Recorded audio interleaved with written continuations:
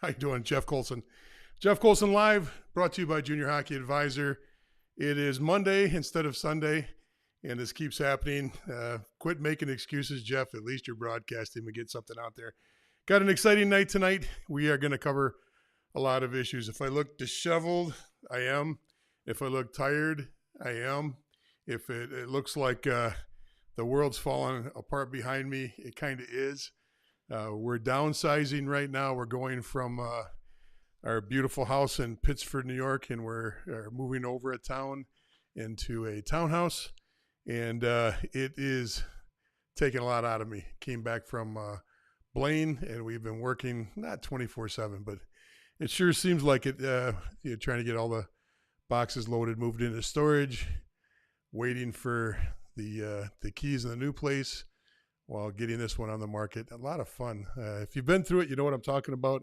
If you haven't been through it, yeah, it's kind of like having kids. You really can't prepare as much as you want to when you go through the move or the downsize. So looking forward to it, though. It's going to be great. We've got a beautiful place. And all the books are gone, at least all my hockey books and my coaching books are all gone. They're packed. They're already over at the storage area, and I'm just waiting now to get everything set up and get my studio set up, which is going to be great. The studio is actually going to be much improved. I'm looking forward to that. All right, so let's get going. We got a ton of stuff I want to cover tonight. I kind of pounded on a couple of things today. I might even have to break out the glasses because I got to read some facts and figures tonight.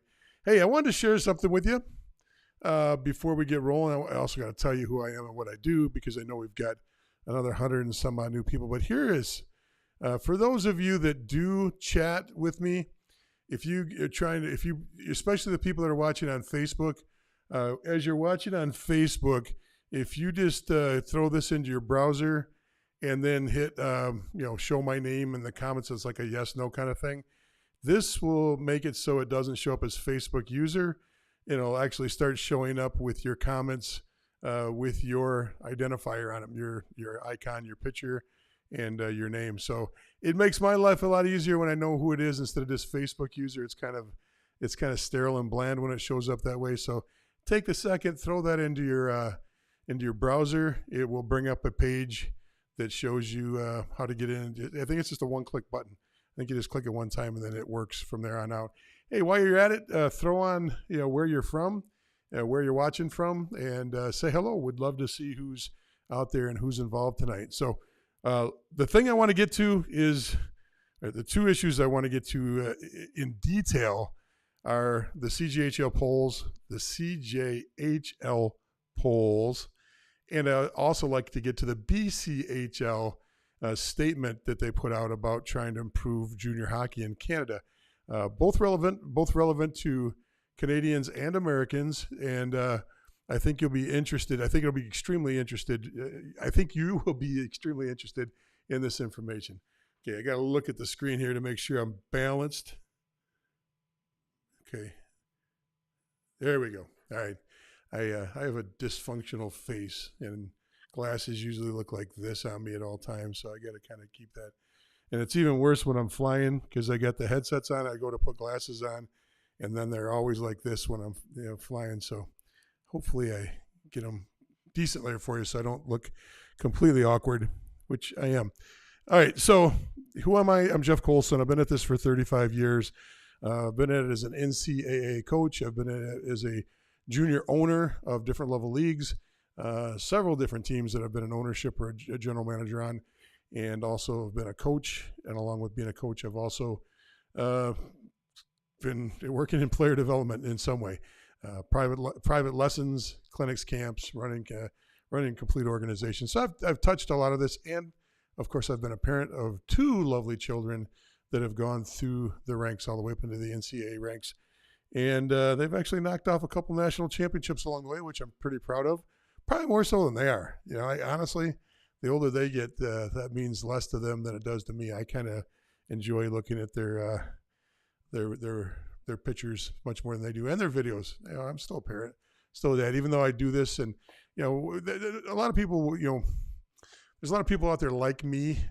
I was in hockey for 15, 20 years before my kids got involved, and I'm still in hockey after my kids get involved. And I think that's a true test of of who are real hockey people versus people that are just coaching. There's nothing wrong with just coaching your kids. There's nothing wrong with that at all. But, I've always tried to keep an unbiased and relatively reasonable approach to the way I look at the game. And once my kids are out, I think that the bias swings back in again to being level. I don't think any parent can be completely unbiased. You're either going to swing over to be too hard on your kid, or you're going to swing over and make your fourth liner the captain of the team, which happens all the time too. So you see both sides. All right, let's get into this. Let's jump in. I think you kind of got enough of who I am and what I do. Once again, love to see your comments. If you are on board tonight, please let me know and throw your comments up there. I am going to check and see if we've got anybody posted anywhere that doesn't show up here, because that happens quite a bit. And so let's see if I got comments coming in anywhere else. And I'll check that from time to time. I don't need to dwell on that, but I'll check over there from time to time and see how we're doing on comments coming in from across the board. I see quite a few of you already on. Thanks for coming on. And let me know how hard it is to do the actual the chat at Restream. I'm going to move that down a little bit and get it out of the way. But once again, if you're on Facebook and you're watching this on Facebook, go ahead and throw the chat.restream.io /Facebook on, and you can get your comments on there. Okay, so I see some people coming on, and all right, Matt from Johnstown, I'll work into it again. Maybe it's not working quite a bit. I can see you on this screen, but I do not see you popping up on the comments. The more I look into junior world, I hear the NAHL and the NCDC are not as prestigious as it used to be, and that the BCHL is the better league. Well, we're going to get into that, and I'll show you how you can figure out that and be a little bit better at, maybe you're already good at this, but maybe I'll give you some hints on how to get better at this. Okay, let's start with here's some things that drug me down this week as I was reading comments from you. I'm reading comments on our Facebook discussion board. People are sending me the normal DMs that I get. Listen, I get it. As a parent, it's tough. I get it. As a parent, you want to do the best for your kid. I get it. It's you want to see your kid do the best they can. I can tell you this though.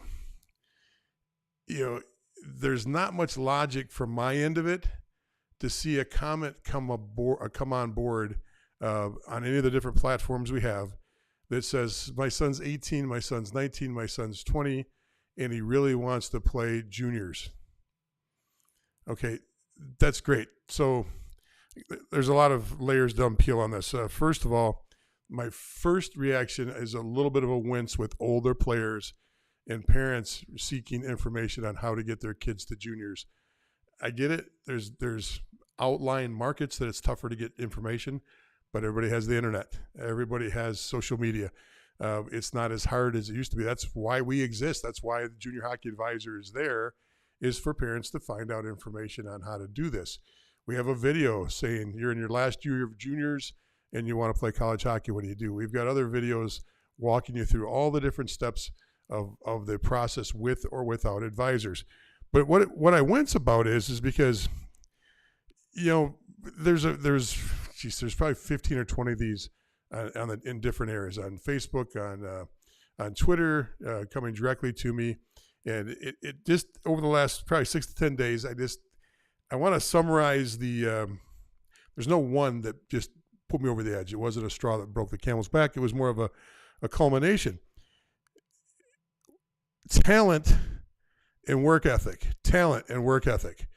They have to go together, and everybody's different. The more talent you have, maybe your work ethic to get your name out there doesn't have to be as hard as the lower talented player that has to work harder to get their name and their brand out there so coaches can hear it. But there's also realism that comes along with this whole process. And the realism is, not everybody's going to play in the USHL. And it's almost as hard to play in the North American Hockey League as it is the USHL. Yes, there's more teams, but remember, you're competing against a wider breadth of ages inside the North American Hockey League. USHL limits the lower end, it limits the high end, and they've got a real young league. Okay, the BCHL usually is a young league. North American Hockey League is a league that's right now 05s, 04s, 03s, 02s, and we've gone through the stratification. We've gone through the bandwidths. We've gone through. We've looked at it as a statistical standard deviation. We've done a lot of different ways for you to see that. And if you think, throw in the comments. I'll be glad to throw this information up again and refresh it. Sometimes I forget we've got a new audience with 7,500, 8,000 people just on the discussion group now. The people that were there last year were when we were only 3,000 people. There's a lot of new people. I forget sometimes to refresh the information. But the standard deviation of talent in the North American Hockey League, the reason why it's so tough is because you're fighting 4 age groups to get there, where you're not fighting as many to get to the USHL. Now, obviously, the USHL is the hardest league to play in if you're college bound. There's no doubt about it. But it's not that much different as far as a player that's on the outside looking in, as far as getting in. Now, realism, pragmatic realism, critical thought, putting together a fair and balanced approach to this is important. You're either going to be a talented enough player to play in those leagues or you're not. Since not everybody can play in the USHL, trying to send letters to the USHL if you've never played on a top 50 or a top 40 tier 1 team at U16, U15, and U18 at those levels, or you haven't played at one of the best Minnesota schools, if you haven't played at a really quality prep school, you're wasting your time. You're spinning your wheels. And I hate to say it that way because I don't want to come across as sounding like, a doomsday. You can't play there. You can try, but there's a realism that comes in. If I'm 16 years old and the USHL is not knocking down my door, I got to get into a league that I can play in. Okay, if I'm going to play one more year of U18, so if I'm 16 turning 17, I'm going to go play U18. That's great. Go play U18 for a year, maybe 2, and then go to another league, go to a junior league. And if you can't get into the NAL, then you've got other options. And why I'm talking about this is because I think some people hear the messages I give here and hear the messages that a lot of parents talk about, that, which is have a plan, put together a marketing plan, make sure you get your information out there, get your video out there. But there's a couple of things. One is there has to be talent that goes along with the work ethic. You can't work to get in the USHL if you're not USHL level material. Now, there's going to be one of you out there that goes, yeah, but I heard about a AA kid that plays in the NHL that went from AA to the USHL, then he went to the first round draft, and then he's playing in, he scored 30 goals in the NHL last year. Okay, there's going to be one of them, okay? But there's 10,000 that are not. So instead of looking at the anomaly and say, well, somebody else did it that way, how about looking at the 99.99% of the people that have to go through some type of, the word isn't traditional, but some more of a statistically proven route, okay? And there's various routes. Nobody's trying to hammer you down to a route, and nobody's trying to dissuade you from playing at the highest level as possible. But there's a realism that comes along with this, and that's all I'm trying to say is you need to find the right place to play. And why that's so important is it's going to walk us into the conversation. First of all, with the comment that came up, that came in from Matt, the more he looks at the different leagues and how do you tell the different leagues and how good is the BCHL, how good is the NAL? Is the NAL watered down?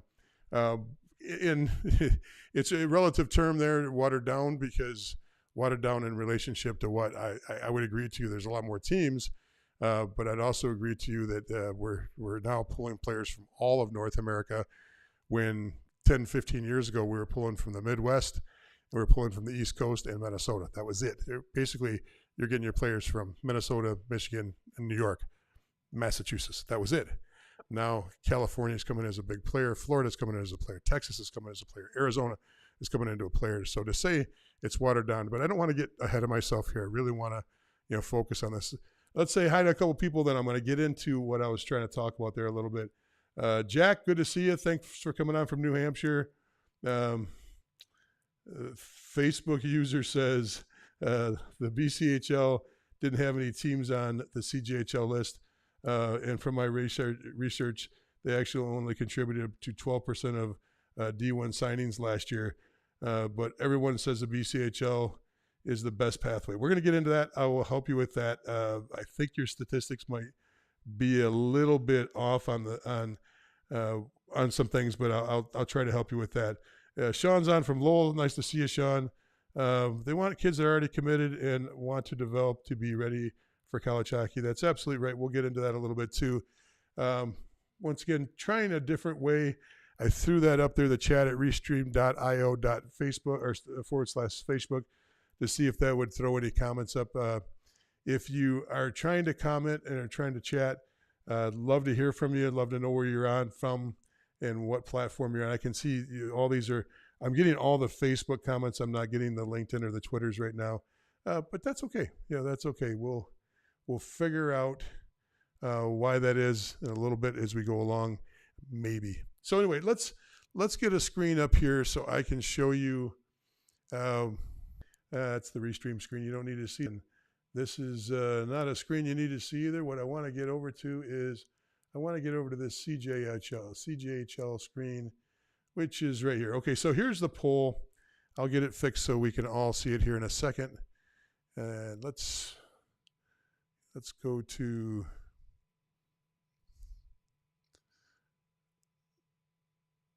there. Let's see if that gets me what I want. Nope.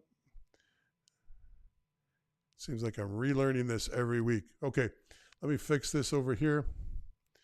And let's put me over here. Let's get rid of this. All right, so here's the poll. And this is important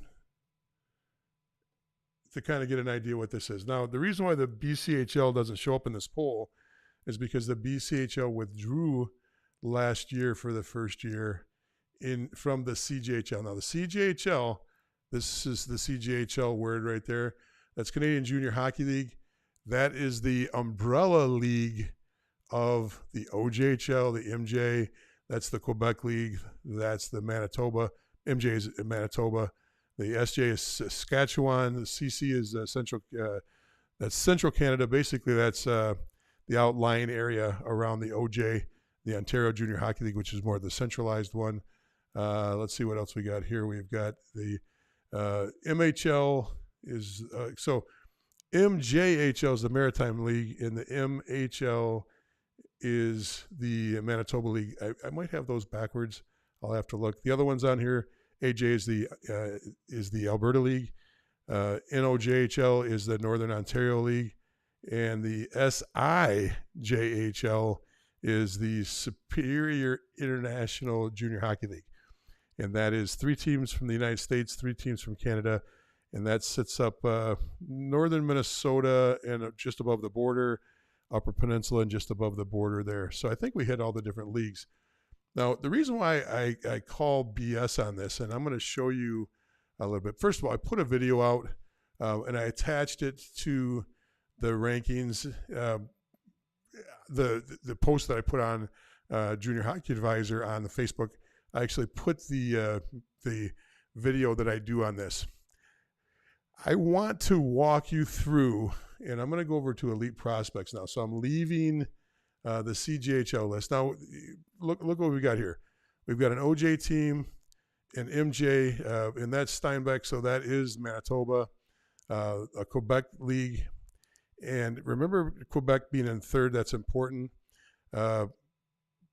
This one is interesting here, MJ. So 2 MJ teams in the top 4. And no disrespect to any of these teams or any of these leagues. They all have a purpose and they all have productive players, but there's just a different level. The CC doesn't have a team until 6, and they have 6 and 8, and that's about it. Now, interesting here to look at this, and the most productive league as far as college hockey players out of the CJHL, now that the BCHL is no longer in here, is the AJHL. The AJHL only has 2 teams, Camrose and Lloydminster, okay? And they come in at 14 and they come in at 19. So just remember that, 14 and 19. Now I want you to see this too. At 17, Cam River, the Fighting Walleye. I've never been there. I'd love to go see what the Fighting Walleye are like on the ice. Just a great name, Cam River Fighting Walleye. That's the Superior International Junior Hockey League. I'm going to show you them first. So they've got a team at 17. They've got the Yorkton Terriers. These are names that I don't say very often, so that's why I'm a little bit stuttering here. They're at 9. And then the SIJHL. Oh, no, I'm sorry. That's Saskatchewan. No, that's not it. So the SIJHL has one team there. That's all they have. And see, it's kind of complicated because you got the SJ, Saskatchewan Junior, then you got the Superior International. So they got one team at 17. So let's jump over to Elite Prospects. And then what I want to do on Elite Prospects is, and I've already got it up here, this is my Elite Prospects page. I've got to get myself out of the way a little bit for you. Now, if you look at the Elite Prospects page, and this is, I'm in my premium. I pay $8-10 a month for premium. I can scroll down. I got to here by just typing NCAA up here. It brings up the general page for the NCAA. So you can see all 64 teams listed. You can see, I was doing some research here. We don't need to know what's going on in 53 and 54. Let's jump this back up to last season, okay? So don't worry about these. These are your teams that were out that are coming back in that are listed. But what I can do for 22 and 23 is I can go down to player stats, and I can hit 22 and 23 doesn't work for me. I got to go to 21, 22. Sorry, I'm 1 year ahead of myself. Where is my, there it is. Go to 21, 22. All right, there's all the teams from last year in their respective leagues. Now, here's your player stats for 21, 22. If I go into show more here, what it'll do is it'll bring up a search engine for me on the top of it. So I'm in the search for players, and what I can do is I can go up here, and I want to put in SIJHL. Okay, that's that the Superior International Junior Hockey League. Now, right below there, it pops up. So now what I've done is I've said, I want to know NCAA Division I talent, players in the NCAA Division I ranks that came out of the SIJHL. And this is not even saying they had to finish in the SIJHL. It's any experience in there. Now, I have not pulled this up yet. I am going to estimate 4 or 5, right in that range. Let's see how many we actually get for the 21-22 season, players that played in the SIJHL. Okay, we did better than that. We pulled, this is not right. What did I put in there? I might have put in SJHL. No, I've got SIJHL for 21-22. Let's just test the system and see. We've got a 57-point guy at University of Denver. Let's make sure. I kind of figured we had a search engine problem. Okay, the bottom line here is I'm going to hit that premium filter again and see if I can pull it up. This number should be very low. And if I pull up, let's see if I can get any of these to pull up now. Sometimes it'll keep the information in the search engine from the last search. So the bottom line is I've got a little twirly window, and let me see if I can refresh here. Okay, NCAA, I'm going to do it again. SIJ, there it is. SIJHL. Come down here and apply that premium. Okay, so I haven't done this since last year. I'm going to give you the information, and then we'll get back to this. I'll try to get in a little bit. And I'll walk you through what I know. So what you're going to see is the SIJHL in some years has 1 player, 2 players, 3 players, 4 players that have actually come out of that league that make it up into the NCAA Division I ranks. They're at the very bottom of the CJHL. Okay, now, if you watch that video that I posted, it's the YouTube video, it talks about the poll, the CJHL poll. You'll see that teams coming out of the AJHL And when the BCHL was in the CJHL, which it's not now, they've got 8, 10, 12, 14, 16 players on a team in the BCHL that are going on. They've got draft picks, NHL draft picks, NHL watch lists, things that never come out of the SIJHL. It doesn't mean the SIJHL isn't productive. The SIJHL is a small league. It's only got 6 teams. And what you'll see in that league is you'll get kids that will move into some of the Division III programs, and there'll be decent numbers out of there for Division III hockey. And then you'll see the Americans going to club, and you'll see the Canadians going to youth sport. Juxtapose that to the CCHL, the OJ, and especially the AJHL. The AJHL is on top right now. There'll be 120, 130, 150 kids coming out of the AJHL that are currently playing NCAA hockey. I'm not saying every year they're pumping out that many. The number's usually about 40, 50 players total out of the AJ. AJ, once again, isn't a big league as far as number of teams. So their per capita, or their average per team, let's say, may only be 5 or 6, but it's still relative, and it's still a good number versus 0 and or 0.01 coming out of the SIJHL. So the normal progression, setting the BCHL aside, and we'll get back to the BCHL in a second, the normal progression for this is AJ, and then somewhere it's usually CCHL, or it's the OJHL. They usually battle for second and third. Then your MJs, your SJs, Manitoba, Saskatchewan, and Northern Ontario are fighting for those 3 through 5, 3 through 6 areas, okay? The teams that you just don't see any production out of are your very far east programs out of Canada, which is your Maritime, and then your Quebec League. Now, Maritime, it's logistics. You're not getting Americans to go up there because nobody scouts that. It costs too much money. It takes too much time for any of the colleges. They just don't have the budget and the time to get out to the Maritimes and watch games. And since there's no crossover for the most part until championship time, it's really not cost-effective or time-effective to watch that league. And you don't see D1 teams or D3 teams, for the most part, watching those 2 leagues. As you move into Ontario and then move west, you start getting to see more scouts. You say, well, if it's so hard to get to the Maritimes, why do all these teams watch the Alberta leagues and the BCHL, the Alberta AJ and the BCHL? Well, Calgary, you've got Edmonton, you've got the cities you can get into really easy.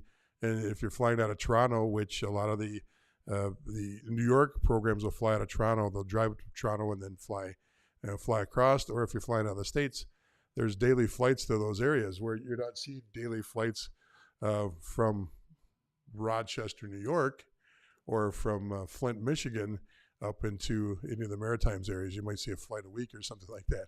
I think the dog sleds start right at the border of Quebec, and you got to kind of find a way to get over there. But the reason why I bring this up is if you have no production and no ability to go there, those leagues aren't attractive for Canadians looking to move into college hockey, and they're not productive or attractive for Americans that are looking to play college hockey.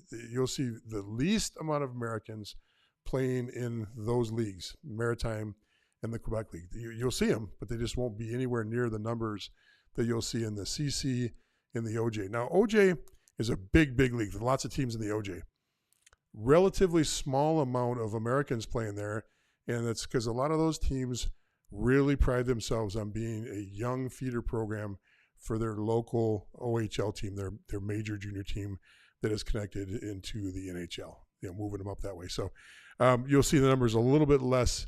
It doesn't mean OJ players don't move on to college hockey. This means less than the CC, less than the AJ for the most part. Now it's always changing, and it changes daily because kids commit from all these leagues on a daily basis. So hopefully that helps, and I will see if I can, if my Elite Prospect page is getting better or not, and see if it's updated. If it is, we can try to actually use it again. Let's check comments first. Let's see how we're doing on what you have to say, if I can pull up a comment page. And if I can't, I can't, and we'll worry about that later. It seems like the more I do this, the less efficient we're getting on all of our technology, and I apologize for that because it should be the other way around. So hopefully that helped a little bit, and I'm going to give you some more facts. We're going to go back to that Elite Prospects page, and okay, Dave's on from Colorado. Good to see you. Okay, Matt, I'm gonna delve into your question with or without the ability to use Elite Prospects. I'm going to try Elite Prospects again here and see if I can pull it up and get it running. And if I can, we'll go right to Elite Prospects and try to answer your questions there. And on the discussion page, let's see if we got some more comments coming in from there. And sorry, folks, doing the best I can. It's like that little Geico commercial where the kid's with his boat. He's like, I'm doing the best I can with his little sailboat with the Geico on it. So let's pull up Elite again and see if I can get it to work. There's just so many of you going to Elite Prospects that are on the broadcast tonight, and maybe we're just overwhelming the Elite Prospects page. All right, Matt, I'm going to answer the question a little bit. You got to watch the video. What you're going to see is in the BCHL, average per team is incredible. Those numbers are really high. You know, there's another way I can do this. Let me see if I can pull up. If I have it, I'll just pull up the actual presentation with the numbers on it. I don't know if I've got it on the hard drive or not. Bear with me, folks. If I've got that presentation, we'll just use that.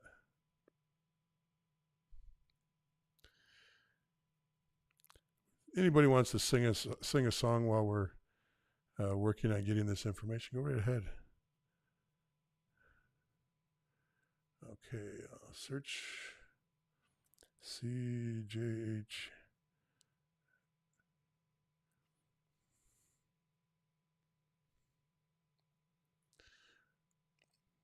All right, I don't have it on this drive. Sorry about that. I thought I have it, but I got it. I got the information pretty much down pat. The bottom line is, if you look at the top teams in the BCHL, they inherently, statistically, year over year, except for the pandemic information, have the most Division I commits. Okay, so if the last place team has 4, the first place team in each of the divisions respectively will have 10. That works exactly the same way in every other league. The teams that are in first place inherently have the most commitments to Division I hockey. Doesn't even include their Division III hockey commitments. Now, once again, we get a little bit screwy because of the pandemic, and the reason why is we had some the BCHL basically imploded during the pandemic, and players are scrambling everywhere. They went independent right after that, and when they went independent, they lost a lot of Americans because of the border issue with COVID shots. You know, can I get in? Can I get out? A lot of people just said, I don't want to deal with that. So the amount of Americans playing in the BCHL now is a fraction of what the number used to be. So did the BCHL drop off a little bit? They still had their best year as far as NCAA commitments last year and players that were NCAA commitments last year than they've ever had. So I don't think they've fallen off as much as people would like to. You know, remember, they're competing against everybody else in the junior world, so everybody else is going to take stabs at them and say, "Oh, they're imploding, they're falling apart." We're going to get to the BCHL letter after this, but you got to keep in mind it's just so easy to pull up Elite Prospects and look at each team and see where the players came from. And you can also use College Hockey Inc. and look where the players are coming from. So my point, bringing this all back around to the survey or the rankings that they have, is it's impossible for an SIJHL team to be in the top 20. It's literally impossible to not have 5 teams from the AJHL in the top 10. Statistically, it should be, if you weighted this by the amount of production. What's production? What are these players all playing junior A for? Is to be college eligible. So making it to the college ranks is important or more important than winning a national title. That's the whole purpose of playing at this level, is to produce players that move on to the next level. Okay, NAHL, USHL, BCHL, CJHL teams, for the most part, that's what they're there for. Some would argue that some of them, there's a place for U Sport and there's a place for ACHA hockey. Absolutely. No disrespect to any team, but I can tell you right now, you can take your mid-pack, low-pack AJHL team and put them up against any of the SIJHL teams, and you are going to inherently see a stack of wins on the AJHL side and very few or no wins on the SIJHL side. And you could have the best coach in that league. You can have the best SIJHL team around. The bottom pack, the bottom part of the AJHL is still going to have some NCAA interest at both D1 and D3. You may have a team in the SIJHL that's in first place that gets 2 players, 3 players to move on to mid-level or low-level Division III hockey. At best. And they might not come directly out of the SIJHL. It might be a 16-year-old that's playing in the SIJHL that moves on to play USPHL or NA3 or EHL hockey in the States, or he goes on to play in the CCHL, goes on to play into Manitoba. Usually it's Manitoba or the Northern Ontario Junior Hockey League just because of proximity. Those are the 2 leagues that surround them and the kids naturally float to. So if that's the case, it's not even hard to figure out. All you do is that you follow the statistics. The statistics will tell you who are the best teams. They'll tell you who the best leagues are. And we know we can count. Everybody can count. Everybody that's listening to this live stream right now can count. You can count the numbers off of many different sources. You can go to Elite Prospects, which is the easiest. You can go to College Hockey Inc. Now, I just warn you when you go to College Hockey Inc. And let me pull up College Hockey Inc. real quick.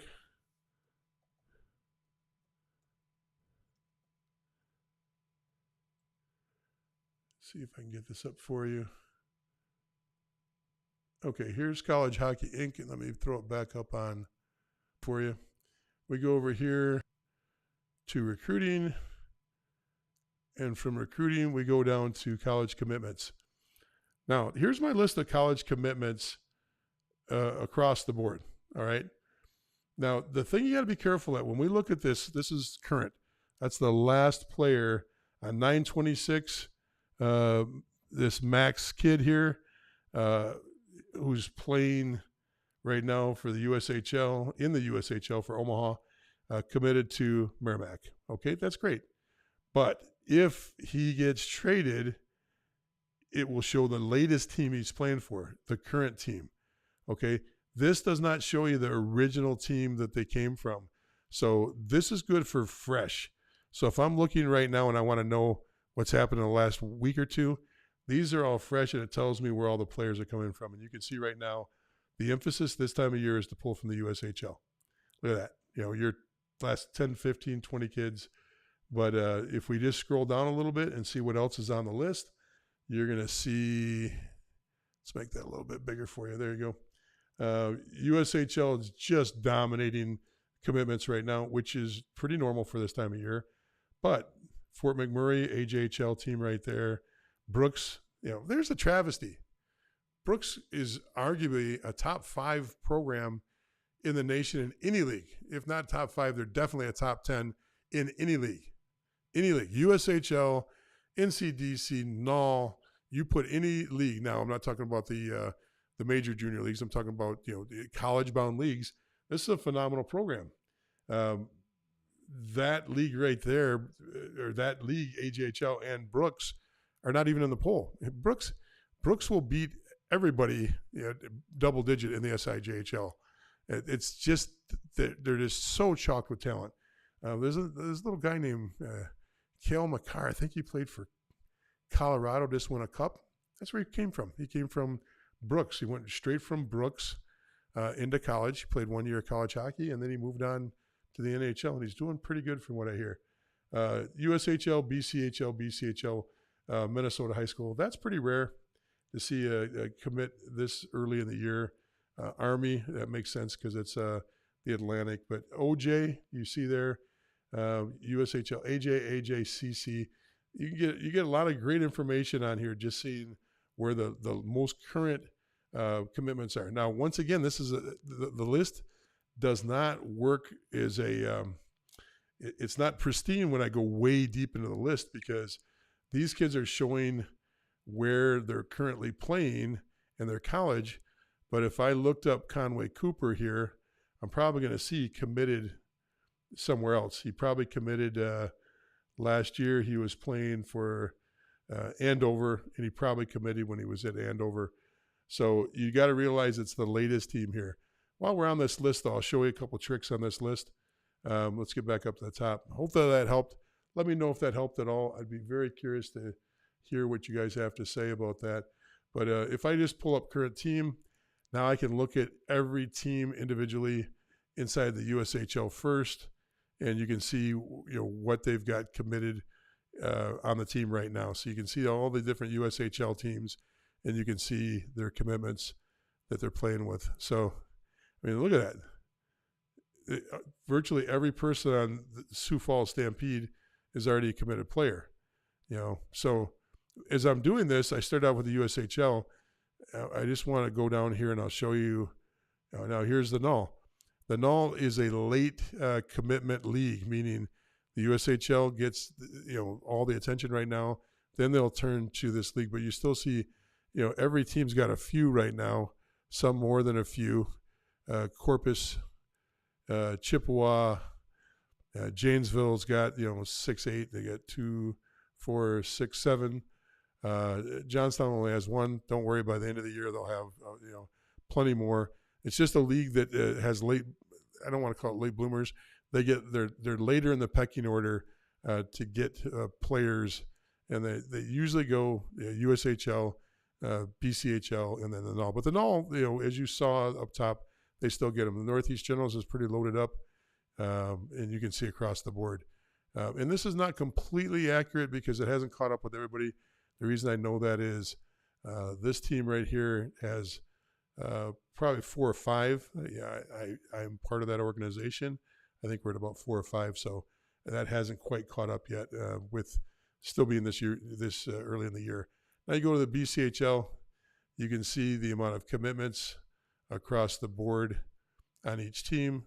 Pretty similar, kind of an in-between the Null and the BCHL, but I would say it swings much more towards the Null. Now, the reason why some of these teams are loaded is you see most of these schools here are East Coast schools. UMass Northeastern, Connecticut, Merrimack. This, especially Penticton, what they do is these are one-and-done prep kids. They'll get out of prep. They'll be already committed to a D1 program. They'll come and play 1 year here, and then they'll head out to their schools. So this league is heavily laden in prep kids. So if you're looking at this list and you're wondering why, they've got a lot of kids. Yeah, these kids did not commit when they were here. They committed prior to. And if Elite Prospects pulls back up, which it's still down, I'm not sure if it's down for everybody, but it sure as heck's down for me. That's too bad. I appreciate all the people over there working so hard to keep that up. I don't want to say anything bad. So another thing you can do on this, so we get on here, we'll go into AJ. Look at this, AJ Brooks Bandits. Boom. They're just stocked up. They're always stocked. Spruce Grove, another program, highly recommended. Now we get into the rest of these SJHL, the CJHL. Here's the rest of the CJHL. We looked at the AJ. The AJ has a very respectable list started here. Remember, it's not the Null and it's not the USHL, and it's not the BCHL. But then you get into the other leagues. Saskatchewan, 3 kids. Manitoba, 2 kids. The OJHL, 10, 2, 4, 6, 8, 10, 12, 14 kids maybe. CC, which is that number will go way up there with a few too. Whereas the rest, there's just no commitments in the rest of those leagues. It just keep saying that. Now, here's an interesting thing too. Everybody puts the onus on the NCDC and how the NCDC competes as a Tier 2 organization. That's the whole NCDC. Now, remember, the rest of these, that's the AJ starting at the top of the page and starting there. That's the AJ. Okay, here is the BC starts right here at the top of the page, and we scroll down. You can see how many kids are in that's all BC right there. We go up to the null. The null starts at the top of the page, and we scroll down all the way into here. And we go back down, and statistically, you make up your own mind. What is the USPHL competing with? It looks to me like they compete with the CCHL versus competing with the null. Now the rest of these are all different places where kids, there's prep kids, there's different kids playing. These are mostly all prep kids here, all the way down the list. That's just different ways of commingling your prep kids. So hopefully that makes sense there. All right, does that help at all? I think we're going to keep the BC conversation really, really short. I'm losing you. I thought this would go better, but the fact that we lost the elite prospects, I might have to redo this on some videos. Sorry for that. I appreciate y'all tuning in, but questions. Let's see if I can pull up your comments. If I can get to your comments, then we'll do a question and answer here. Let me get up here and see if I can pull you up and get you rolling on comments. So, tell you what, you can also just use my phone, and I'll look up some of the things happening on the phone and see if you're sending me anything here. Okay, there we go. I got a lot of your comments here. Okay. Hey, Liz from Central Ohio, good to see you. Danielle from South Carolina, good to see you. Dana from New Hampshire, good to see you. Dave, I think I already said hi to you. Matt, did I answer your question, or did I give you enough information to run on with the question? I sure would like to know if I helped you at all. And that's all coming off of the Junior Hockey Advisor. Let me go over to Junior Hockey Advisor discussion page. Let's see what we got going on with you guys there. See if I can help you there. If not, we're going to call it a night. And I really, really feel bad that we weren't able to help more people. All right, so here's a couple we've got over here. I think I said hi to Sean already. Deepen, they want kids who already made that comment. I did. Okay, so Robert from South Jersey, good to see you. Jeff from, I don't know where you're from. Was I in Pittsburgh for the Fall Classic? No, I really don't have any reason to go to a Fall Classic. It's a USHL event. I go down, I think I went down last year and stopped in. It's getting to see some coaches and getting to keep contacts up for me. But, at this point of the year, our rosters are pretty much, they're not set, but we're not really, the trickle downs, we're beyond the trickle down to the null. So I'm not really looking for players. So there's really little need for me to go to that. Let's see. Why do they publish an incorrect ranking? Okay, that's the best question of the night. Why do they? It's politically correct. They take a little bit from each league and they give everybody a badge of participation. So there is no crossover until you get to the national championship level. And there's two things that happen there. The top teams from all the leagues are stacked because especially the host team, whatever the host city is, that team will be really stacked. And then you play the champion of every division, and you'll get really good teams there. But usually there's no doubt about it who comes out on top. It's either the stacked team that's the host team, or if Brooks is playing, just go back and count the amount of championships they have. Okay, what is the best league to try and join if you don't already have a D1 offer to put yourself in the best position? I think I just spent an hour talking about what are the best leagues, and going to the page that I showed you, the college commitment page at College Hockey Inc. That'll show you exactly which leagues are pulling, and you start at the top. If you're USHL material, it can't be just you saying I want to play in the USHL. Usually, before the age of 16, if you're part of their phase 1 draft, or if you're being talked to by coaches, or you're playing at one of the top 15 or 16 or preps or Minnesota high school, you'll know. Your coach will tell you if you're in that range.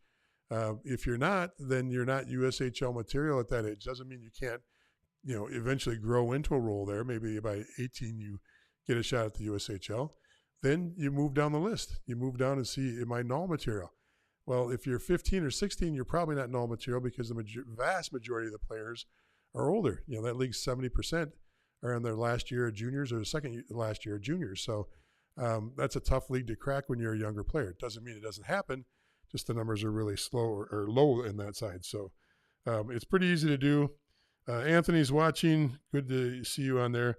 What was the news that came out of the BCHL? Okay, I'm going to get into this quick, and then we're going to call it a day.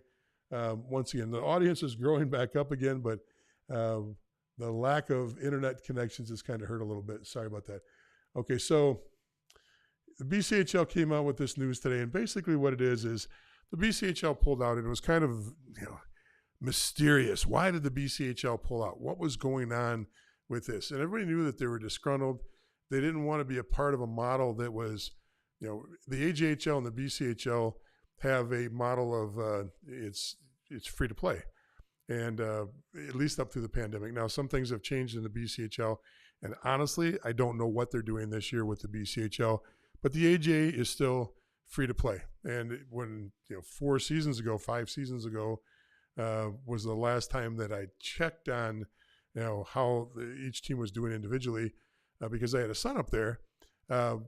It's 5-6 years ago. Jeez, now it's a little while ago. It was also billet free, so it was free hockey, free billet, but you didn't get free skates or free equipment like the USHL does. So what they came out with today, and this, I'm going to just pull up the 2-page summary for you. This may be interesting to some, may not be interesting to others. So let's just go down to the talking points. This is their white paper, and this is the abstract from their white paper. Their objections for the discussion, and they want to talk to Hockey Canada. The reason why it's coming out now versus last year or any time between now and last year is Hockey Canada had some other issues. You can do your own homework on here about some of the leadership issues, and basically there's some justifiable or non-justifiable. I don't know enough about it because I kind of just set it aside in my brain. There's some cancellation going on, or some people that want to cancel some of the leaders inside of Hockey Canada, and there might be some justification there. But what the BCHL wants to do is they want to sit down at the table and talk about restructuring junior hockey. They want to keep elite players at home in Canada by moving college tracking junior up in relevance as supported in their version of the ADM, which is the CDM. The CDM and the ADM came out relatively at the same time. The Canadian development model and the American development model are not that much different. There's a lot of conversation going back and forth when these were put together. However, you've got a major junior model, tons of funding goes into that. Then the college tracking model, not so much. And so these leagues struggle much more differently than the OHL, the Western League, and the Quebec League inside of the major junior model, which is just tracking players that are going into the pros. So, they want to jump in and redevelop this path. And if you notice here, they want to keep elite players at home. Well, what does that mean? That means that elite players are jumping to the USHL and jumping to the NOL. And they don't want that. They want to keep and retain those players. It does make sense, in the numbers of players jumping into it. It's very, very high now on how many players are. You never saw Canadians coming down to the USHL. Now Canadians want to play in the USHL. The NOL had a very small fraction of Canadian players 10, 15 years ago. Now every roster is, you're limited to 5, but every roster is carrying, a ton of imports compared to the old days. They want to create a tiering strategy for non-pay-to-play teams. So these teams that are free to play, they want to have a tiering and college tracking system that allows them to play for a postseason championship. So right now there's only 2. It's the AJ and the BCHL. And they're saying, hey, look, we don't need to play all these pay-to-play leagues. We know that we and the AJ are the non-pay leagues. Why don't you let us play off for a national title every year? Which might be a good idea. And maybe they also find a way, if they remodel this, to have a Central Ontario, either the CCHL, maybe a combined OJCC league that's also a free-to-play league, maybe subsidized by the NHL, very similar to how the USHL is subsidized. But if there was some money put into it from Hockey Canada, some of these leagues or some of the model could get a little pressure taken off to be able to do what the U.S. is doing with the NUL and with the USHL. Most importantly, to have a strong dual path system, pro, major, junior, and the junior A, the CJHL and the BCHL. That's the two models. That's supported by Hockey Canada and the NHL. So bottom line is, I think the BCHL is just getting wise. They're looking at this and saying, hey, the NHL is giving the USHL, they're giving them $1 million a year to help support them. $1 million goes a long way in a league that's only got, 13 teams? So that's a very big part of helping that league stay sustained. The BCHL said if Hockey Canada, because the NHL doesn't give the USHL money directly, that money funnels through a grant process coming through USA Hockey. USA Hockey gives the money the NHL gives that money to USA Hockey. USA money grants that money to the USHL and to the NUL. BCHL just wants the same thing. They just want it to be fair, and they want to be able to grow it so that, the numbers, and this is where it gets interesting. 20 years ago, and this is elite prospect stuff, you can do this too. Scroll down on that page, go into the players, scroll down, and you'll see a big pie chart of the percentage of Canadian players against American players against international players on that list. Once again, if I had elite prospects up and it wasn't dead, has a die on me tonight. I'm still not pulling up. Elite prospects is very handy. Okay, hey, look, I got it. Okay, so if I just go, I'm not going to go back and try to do everything I was going to do, but I'm going to show you one thing. If I go into the NCAA again, and as soon as that pulls up, which is not there yet, I'll keep talking while that's loading. At least it loaded this much. If I get into the NCAA page, I can scroll down to the players, hit the players button, and then it'll show me the breakdown. Okay, so here we are. This is the NCAA.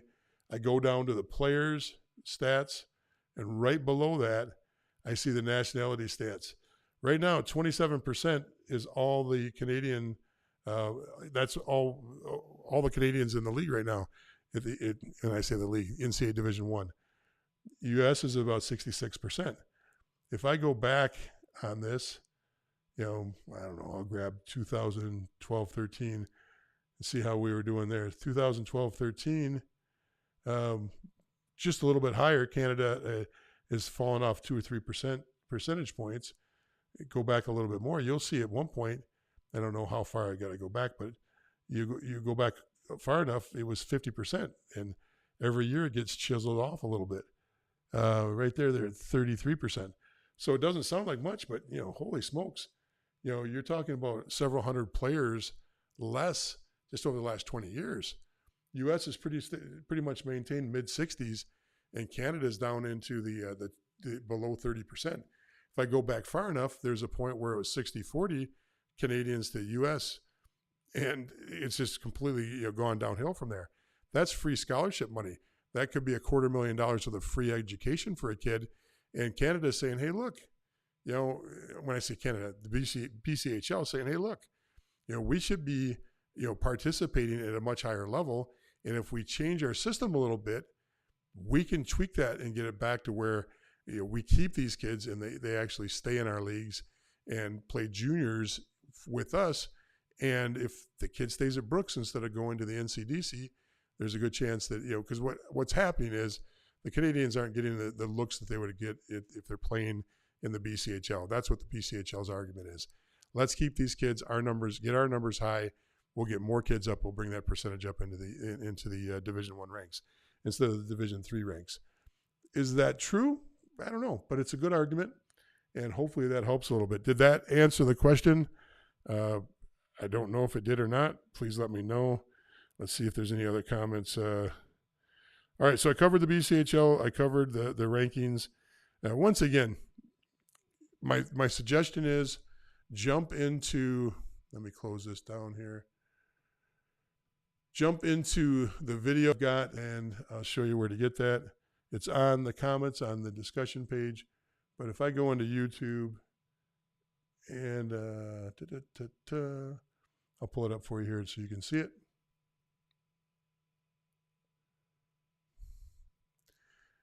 So that's our page. It's our YouTube page right there. If you go into our YouTube page and go into our content, to videos right there, all you got to do is look for the CJHL video. And everything's running a little bit slow. The CJHL video looks like, I'm doing a terrible job of finding things tonight. I'll manage videos. I'll find it for you. I'll get it for you. It looks like,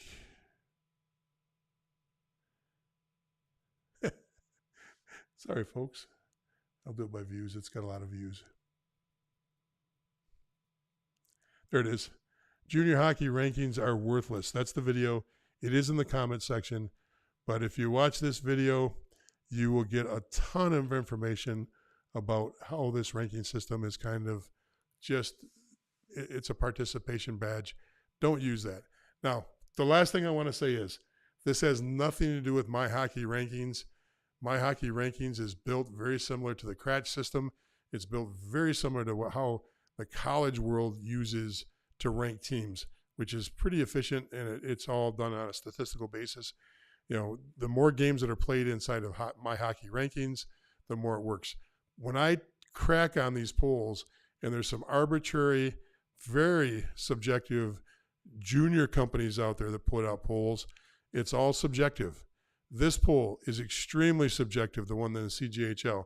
It's cracking on these polls. My Hockey Rankings is collecting data, and they're building polls off of collected data. That is, the more games they get in, the more these things, they become more efficient as the year goes on. So I would trust My Hockey Rankings to give you more of an efficient picture. The only problem with My Hockey Rankings is there's no cross play between all the leagues. In other words, there's no USHL against the BCHL. There's no USHL against the NAL.